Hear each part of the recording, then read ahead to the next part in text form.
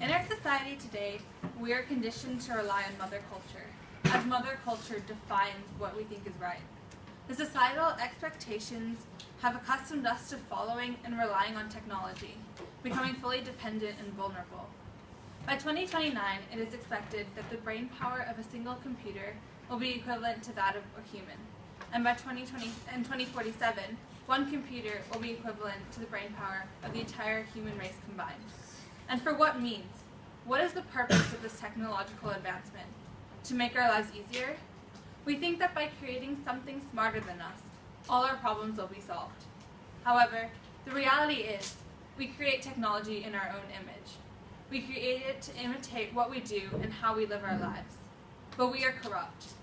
We've been living in a society where we take what we want and don't worry about the consequences that follow. The problem lies in the way mother culture manipulates us into becoming consumers. We are oblivious to the fact that how we think affects generations after us. Our children have to live in whatever society we choose to create. It is our sole responsibility to preserve the earth for generations to come. Whether the future is good or bad lies in our hands.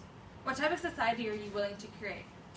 So every time we pick up the latest iPhone or iPad or Android, we are distracting ourselves from the main problem, us. Every time we think we are moving 2 steps forward, we are indeed taking 1 step back. We don't need the latest technology in order to survive, but we are brainwashed into thinking we do. However, we lose sight of the sad truth that as the power of artificial intelligence increases, our craving to use it will also grow. We will depend on it so much that anything goes wrong is no longer our fault. We are constantly in a cycle where we think we are using technology to fix our problems, but in reality, we are just taking the blame off ourselves. Are you willing to sacrifice humanity for a personal gain simply because you're too oblivious to the fact that our own society is the problem?